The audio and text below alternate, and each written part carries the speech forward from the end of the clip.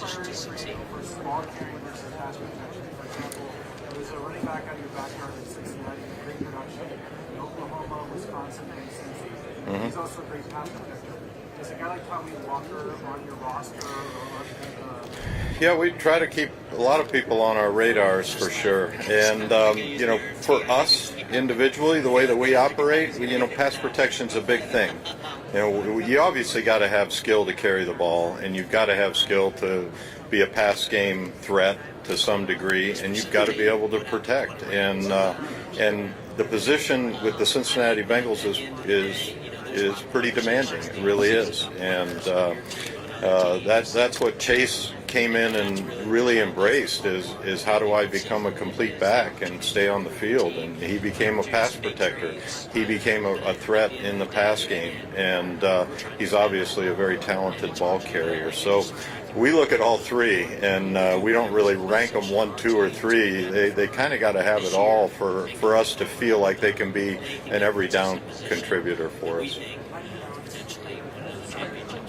Every decision will be with that. Yeah, in terms of extensions and how that affects the rest of it, sometimes you can do extensions within the cap count that you currently have, and sometimes you can't.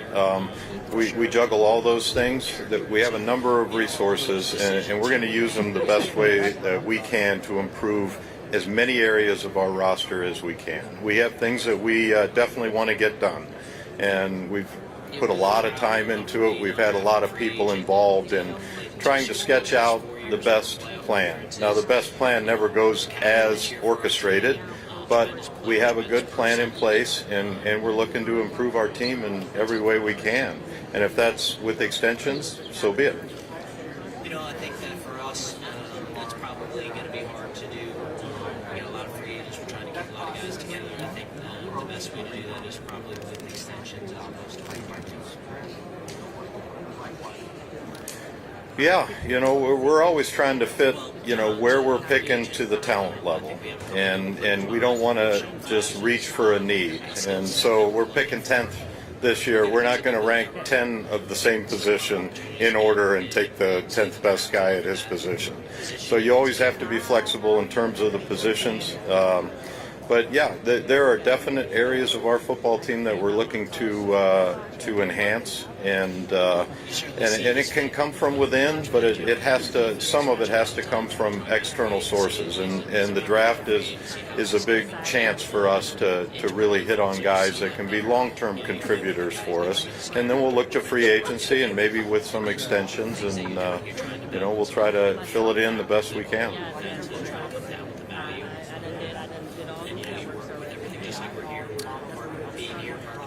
Yeah, AI. Yeah, we dabble in AI. Yeah, we try to use as many resources as we can. It's still new to us. Analytics is not new to us. Analytics has been around for a long time, just in different forms. It's become more prevalent and it's become more robust over time, but it's been around ever since somebody timed to 40. That's an analytic, and so as long as that's been around, or how tall are you, or how much do you weigh, those are all analytics as well. So it's grown in importance, and AI continues to develop over time, and we're trying to stay up to speed on it for sure.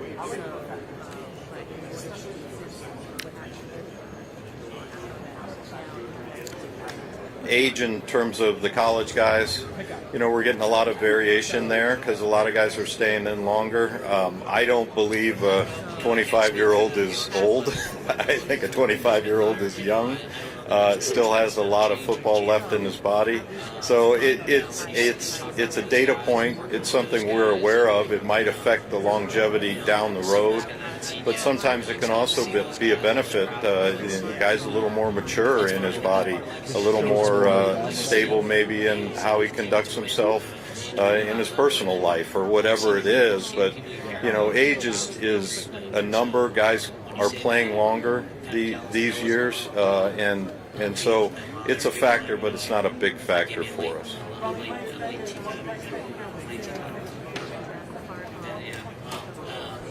just I consider all those guys friends, and just at the same time, we kick their ass. In 2021 and 2022, I'm kind of forward looking, so I'm trying to think of exactly what all happened in those years. But yeah, we're going to attack it, and try to build our roster from all sources. And the draft is one of those sources. Free agency is another. Perhaps re-signing some of our impending free agents is another. Extensions so they don't get to free agency is another way to do it. But we're going to look at all areas, and we're going to try to attack this offseason and fit our needs with the right people. And that's what our focus is, and we're excited about it because we have resources to go out and do some things.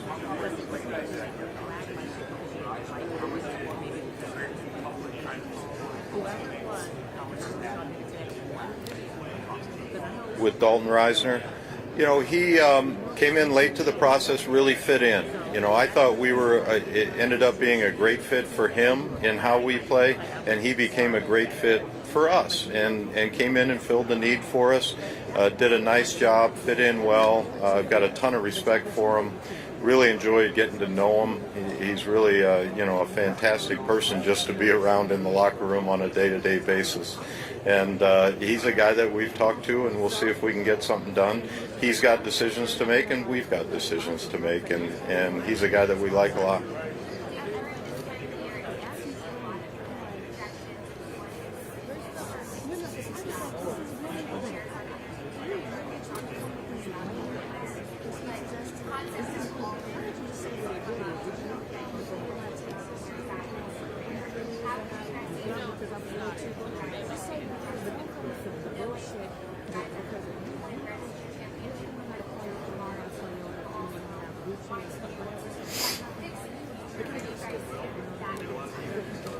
So the question's on whether we're all in or not. I've been doing this a long time. I've never not been all in. We are all in. We are trying to get the best team possible with the resources we have.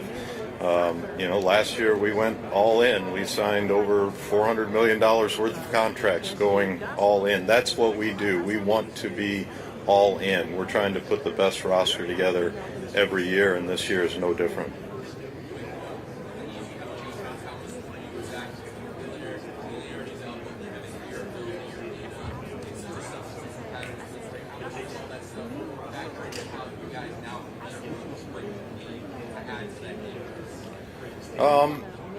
I've always been very impressed with Al, and the thing, Al is very flexible. He can take what he has and make a good defense out of it. He can, and I believe that, and I think he will do that.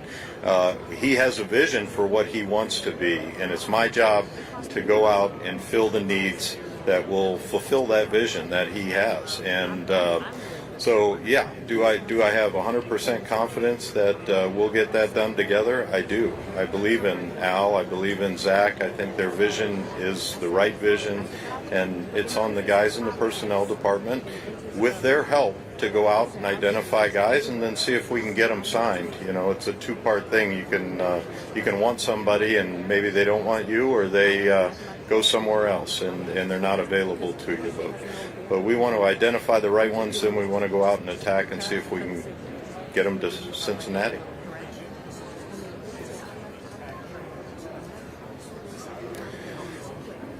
We're back to Trey. Yeah, I'm not gonna talk about how we're gonna deploy our resources and what our intention is with the tag, or I'm not gonna close any doors on any player that we've had or any of our free agents up here today. I'm just not going to do that. Trey's been a great player for us.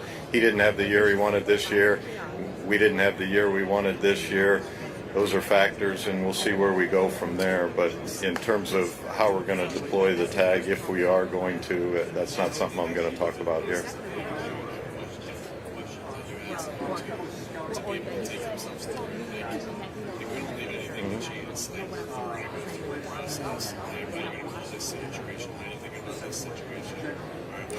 Yeah, it's a data point. I think AI would have told us that it was pretty good, and it was fast. That's a position, depending on how you want to play them. And we want guys that can run and cover and play in man, cover deep balls. And he showed that he had those traits. He showed it on tape. So the 40 time was more of a confirmation of what we believed he was, what we saw on tape. If the 40 time doesn't confirm that one way or the other, we go back to the tape and we determine whether his playing speed is good enough or not.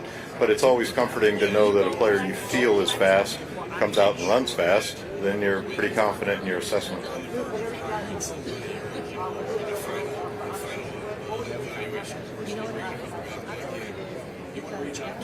The conversation, which one was that?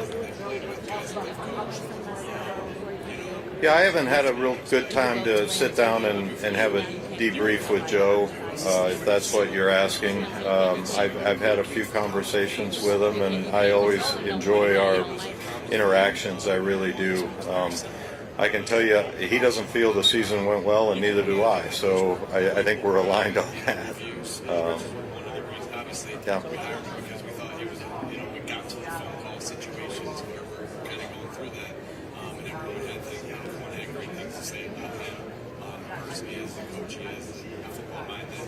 Yeah, Seattle did a nice job, and they had a very good front, and they had a physical front, and they had a wave of guys that kept coming through, and that's something every team wants. You ask anybody in my position with any of the other teams, they want that defensive line, they want the wave, and we would like to get to the point where we have a couple different groups we can deploy in there and keep them fresh and really get after the passer. And you got to stop the run in order to get after the passer. And it was impressive to see, Seattle's D-line play, and they had a great scheme. And congrats to them. John's a good friend of mine.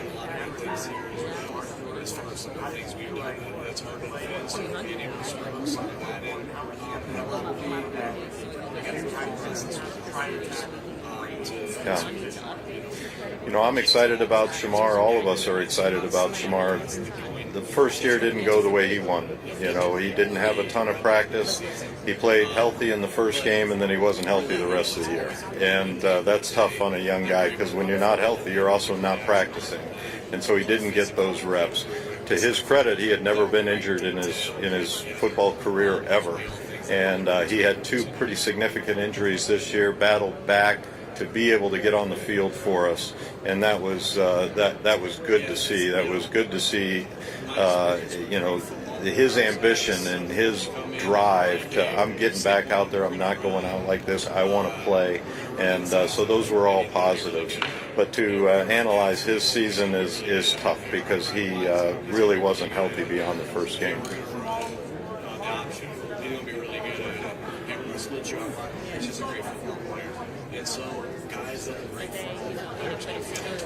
Yeah, you want guys that play football well, but you want guys that can play NFL football well. And those traits are what drive a lot of really great players. And we do like guys that are big enough, fast enough, strong enough. You have to have those things. You can't just have desire.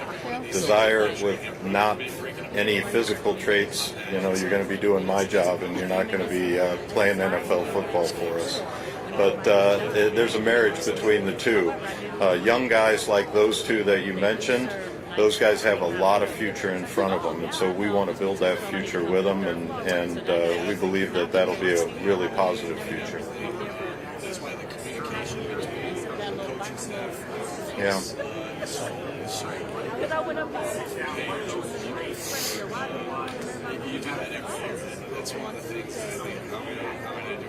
Yeah, in order to be a leader, though, you got to have skins on the wall, and you got to play effectively, and the rest of your teammates have to know that you are producing at a high level. It's hard to lead, when you're not out on the field or you're not producing well. So the first trait of a good leader is production, is actually producing in a way that everyone respects and wants to mimic. So you have to have that, and then you have to have the outward charisma, and you've also got to be willing to have tough conversations with people. And so finding leaders sounds easy, but there's a lot of components that go into that, and there's a lot of different leadership styles that can work. And I think we've got some inside of our own building that'll continue to evolve and grow in those roles. And then if we can find some ready-made guys who have the skins on the wall that come in and help us in those areas, that'll be good.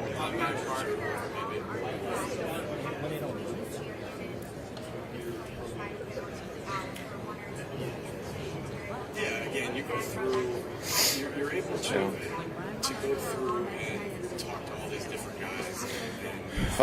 Unfortunately, we're really far along. When your season goes kaput and you're out of it, you're into this area a lot quicker. And we have stability on our coaching staff, and so we are far along. We feel very confident in what we want to do, who we'd like to do it with, and we'll see if those things can come together. But we feel like we're really prepared for this event and for free agency.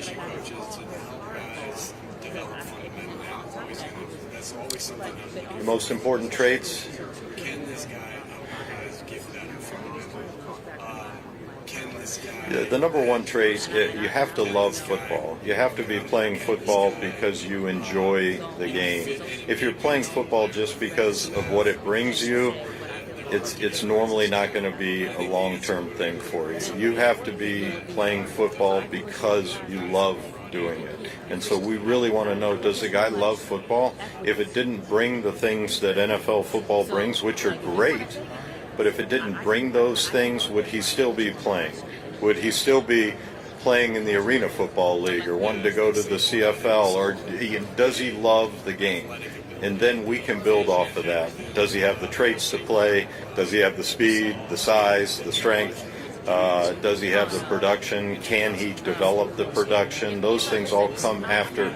Does the guy enjoy being out there, being in the locker room and competing? And that's the number one thing we're trying to find. It's not easy to put a pin on that. Nobody will raise their hand and say, nah, I'm not about that. They'll tell you they're about it, but you have to judge their actions, how they play, their interactions with their teammates, the information you get from the sources at the school, and you have to divine whether the guy really enjoys what he wants to do for a living. But, I'm sorry. You always want the guys that you want to try to bring back as many guys. Well, it's strange. I've got all the respect for those three guys that competed against the last couple of years, and obviously great coaches and have had a lot of success. And so again, it's a little strange, but I'm sure I'll get used to it very quickly.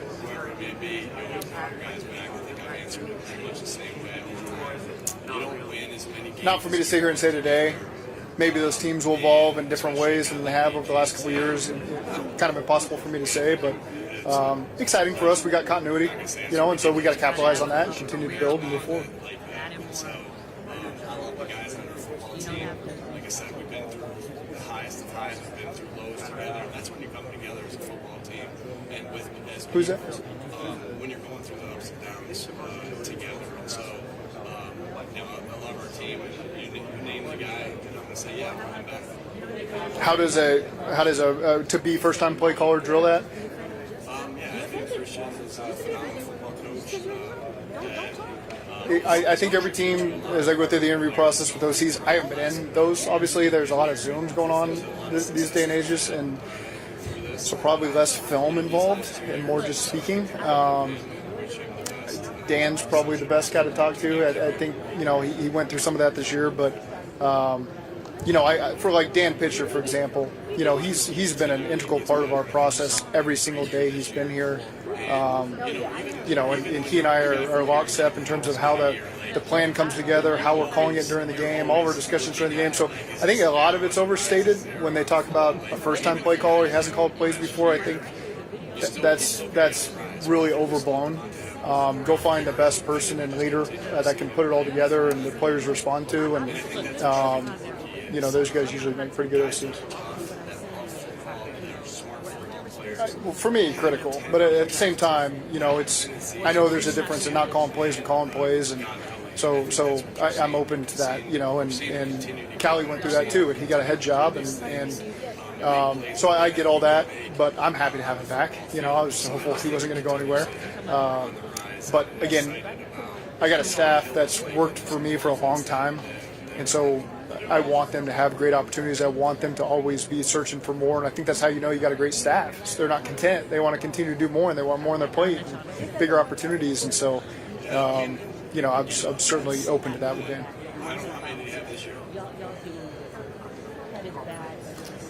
Yeah, you're trying to. Yeah, it's an ongoing conversation. We talk every day, all day. So it's not like this grand conversation that all of a sudden comes up on January 5th or whatever day it is. It's I always know how he feels, and we're really close, and so it's not a hard conversation. Somebody else is going to have a little bit less. Then why? Yeah. Then it's going to be why did he get more targets? And so we understand that's kind of the flow of how it goes. Sure. So making James Casey the run game coordinator, that's a title he's earned. One of the hardest workers I've ever been around. I've said it a million times, the best tight end coach in the league. How he sees the game, I think, is unique, and it's important for us to have on our staff. Every time he opens his mouth, I value his opinion because I know that it's coming from a place of confidence and a lot of hard work that he's put in to formulate that opinion. He's not just quick to speak. He's not a guy who's throwing out 1,000 ideas because he wants to be heard, he wants to talk. He's a guy that's very thoughtful that when he speaks. Our overall structure, we still have a lot of people that we trust in the run game that are still a big part of it, but I thought James was very deserving of this title because of the work he's put in over the last 7 years, and James never asked me for anything, and so I'm grateful to have him on our staff. I'm grateful for him to have this title and to be a large part of our leadership group moving forward, and I'm just excited for James.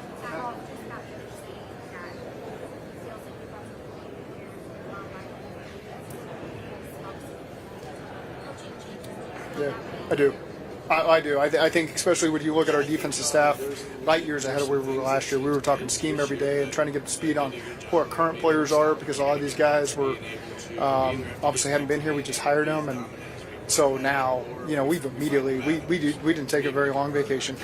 We were back in the office very quickly for the reason of being on top of free agency and the draft process, so that we can get all the information, all of our thoughts and feelings on players to Duke and his staff, and so now we can coexist together and formulate the best opinions for our team. And so I feel I didn't exactly hear what Duke said, but I know we are so much further along in this process.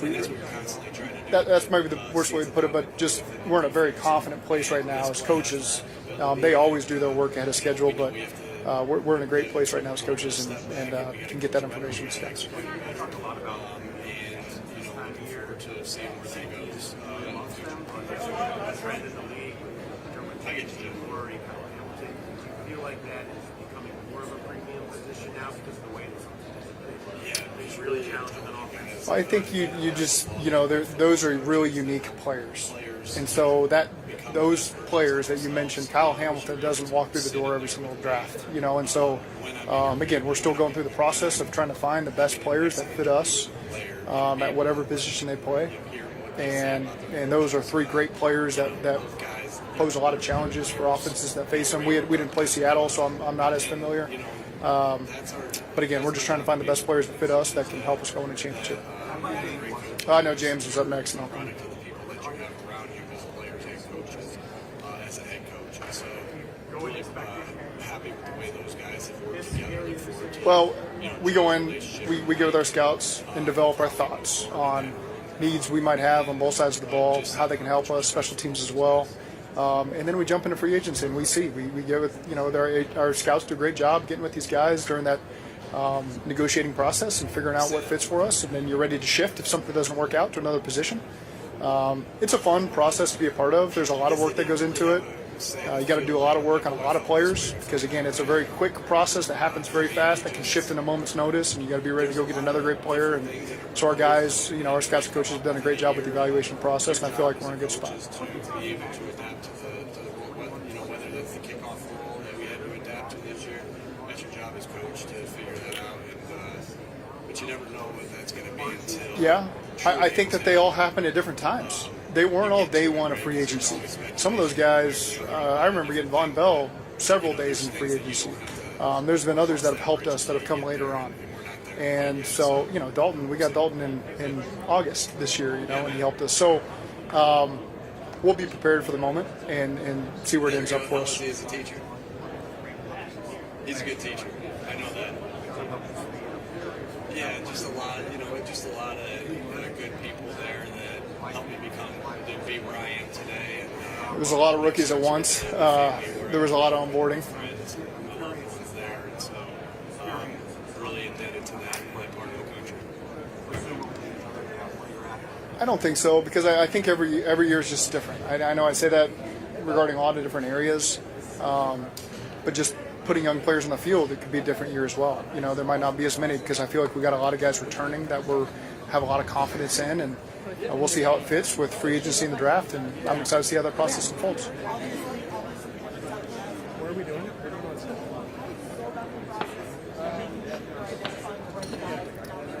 it? Every resource imaginable.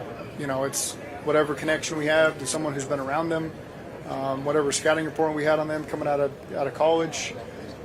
There can be a lot of different ways you approach it. We try to utilize every single one of them. You want to make sure you're getting the right person that walks in. You're not bringing in a problem. You're bringing in one of us, someone that fits our personalities in our locker room. And so we spend a lot of time. We're very careful with who we bring in and try to make those right decisions. Ben, I know you have.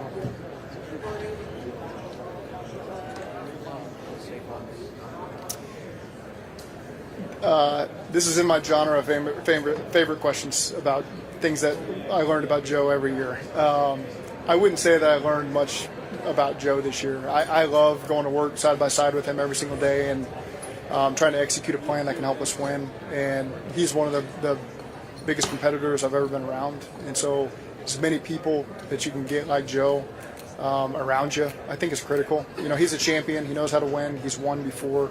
And he wants to do whatever it takes to get back to the top, and let us go win a Super Bowl. So I can't say that I learned anything from Joe this year, but every year we gain experiences side by side with each other that I believe will help us win a championship.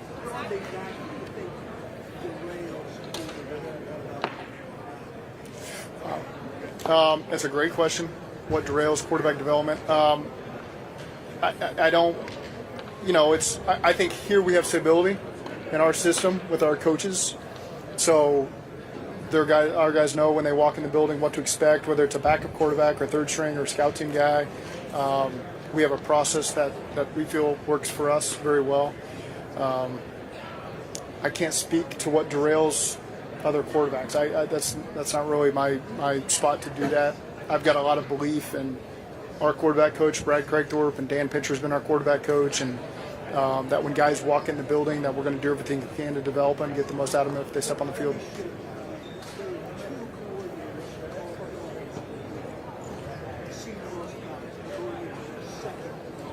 Yeah.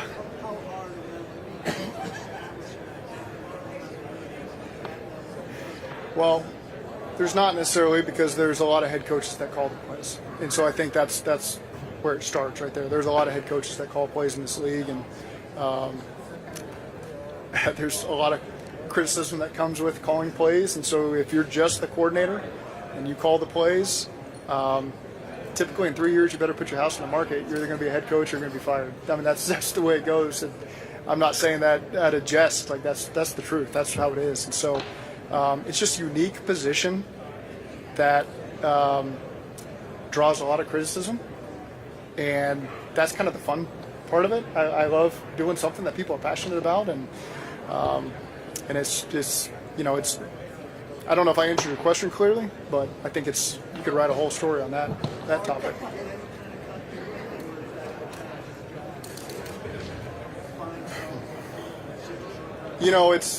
It's a topic that I haven't had to deal with because we've had continuity. I had Brian my first 5 years, and Pitch was our quarterback coach, and we've had him the last 2 going on 3. So I'm not the best to speak on that. I'm happy with where we're at. I'm happy with the process we have and the people we have involved in it.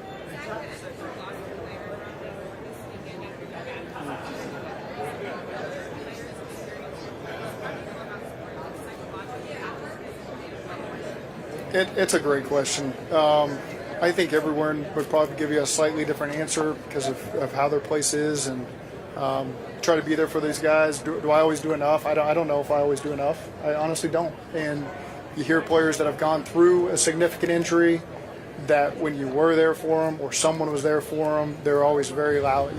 This person, I appreciated that. That really helped me through the process, and that always resonates with me. I'm not going to sit here and say that I feel like I've been perfect in that area.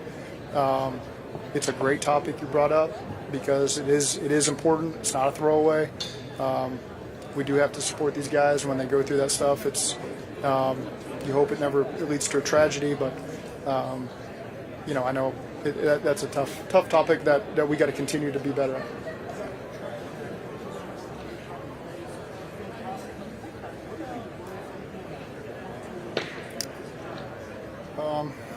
A lot, everything, and obviously I had great mentors before Sean, but working for Sean, he just showed there's a transparency level there with the head coach that can exist. He was, I don't remember how, 31 maybe when I started working with him, I think, and he was very transparent. He told us what he was going through, what he was feeling, what he was dealing with players, and that was unique to me. I hadn't been in the league very long, and so to see a young guy that it's okay to share with everybody what he's dealing with, be pretty transparent with the players, form good relationships with the players on and off the field, that's okay to do as well. And there was just a belief that Sean had, and whatever came out of his mouth, everybody around him believed it. He empowered everybody around him. I remember as an assistant coach, whether I was assistant receivers or quarterbacks, you always felt like valued and empowered. He let you know that. And so, again, I'm grateful for having worked for him for 2 years. I learned a lot from him. I don't think it's any secret why people, there's the joke that if you had a cup of coffee, you're going to go be a head coach. There's truth to that, because when you spend time with Sean, it rubs off on you. You believe everything in the process that he does, and then you take that process and you convey in an interview because you believe in it. You're not just guessing what it looks like to go be a Super Bowl contender, Super Bowl. You're not guessing. You've seen the groundwork laid, and that's what we took here at Cincinnati. In our third year, we were playing for a Super Bowl because we believed it, and we knew what it looked like, and we knew how to get there, and we know how to get back there. And so I can go on Sean for days and weeks, but he's been a lot to me, and I think he's a great coach. He's impacted a lot of other coaches. I don't want to speak too soon on where he's at for 26. I know he's progressing nicely as the season went on and as we got into the off season, but I don't have an update for you today on how that's going. I'll go ahead, you know.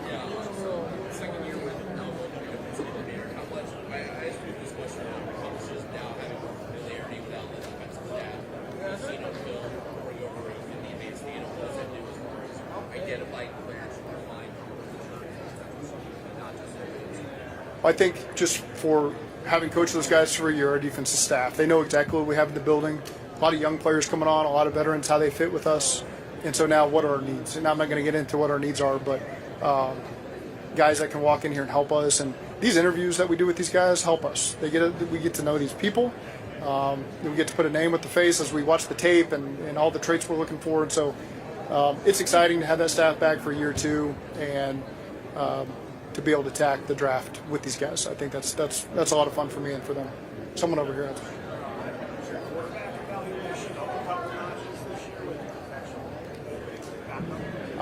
I think that's fair to say. It's obviously Joe Flacco will be a free agent, and so we got to evaluate everybody that's out there.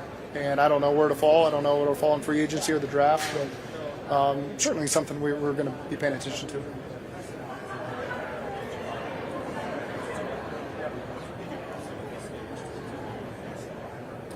Press? Yeah. Press is he's been in that role before. I think he's an incredible coach. I've never worked with him, but the people that have been around him are always quick to tell me that. I know Ben thinks highly of him. I think it's a great relationship with he and Ben. I think the world of Ben. I worked with Ben for 4 years in Miami. Been around press my whole life, so I think those are two people that do it the right way. That'll work really well together. They got a great staff there in Chicago. Ben's done a great job with that group, and so we don't play them in the regular season, so I can pull for them, in the regular season. But I'm excited for the opportunity Press has got. Press is ready for that, and again, he's like everybody had bumps in his career, and now he's at a place where I'm happy he's there. I think Chicago's a great organization, great head coach, and happy to see him flourish there.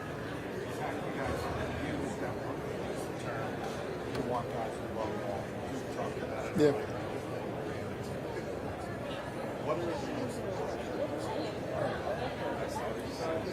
Well, how they view the game, their football IQ, just when you hear them talk football, you kind of get their passion for the game sometimes from people around them. You know, you try your best. Anybody I got a relationship with, trying to ask about a player, same with their scouts, try to learn more about that guy. Ultimately, yeah, you want someone that loves football. You want someone that elevates everyone around them. So you want someone who's a force multiplier. You put a guy at this spot, man, the two guys next to him are going to be better players because of his football IQ, his communication skills, his talent level, raises everyone up a notch. And so when you can get a whole group of guys that are like that, it elevates an entire unit and it elevates an entire team. And so those are the types of guys that we're looking for.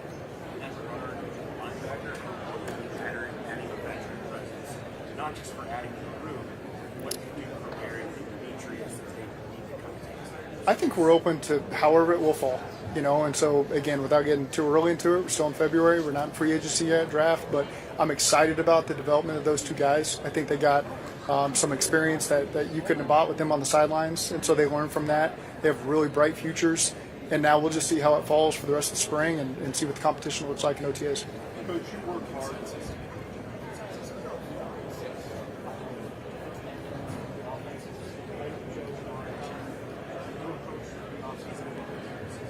Could you identify stuff on offense that you?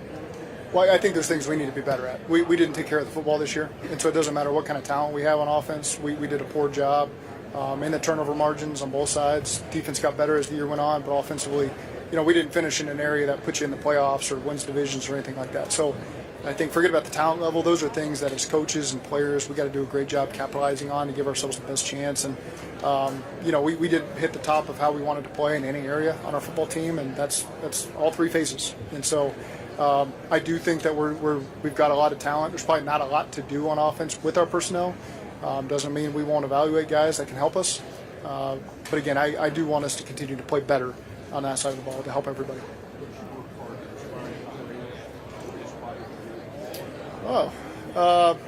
You know, I can draw inspiration from a lot of different things. You know, I probably speak a lot about my dad. My dad inspired me, just the way he lives his life, and he's gotten the most out of his children, I think, and what he's wanted from his life. He was my first coach, and everything I did, I saw the way he was an example for his kids. I'm at that moment now, a kid going into high school next year, where you're trying to make sure, did I do everything I could to get him ready for real life? And so you think back on lessons from my dad. I can think about the other day. My son asked me, it's freezing. We all live in Cincinnati. It's freezing right now. It's brutal, okay? And probably 20 degrees, and he texts me, can we go throw at 6 o'clock at night? And I almost made the excuse, it's too dark. It's going to be dark in 20 minutes. We can't do it. But I thought that's not what my dad would do. He'd go throw with me. So I picked up football. We went out to Kilgore Elementary School in Peru and had a good time. So great question. Yeah. Sure. Well, I think it's important in this profession to have people around you that support you and love you, and I brought you up the right way, and I know Preston and I are fortunate to have that family, and so that means a lot to us. All good? All right.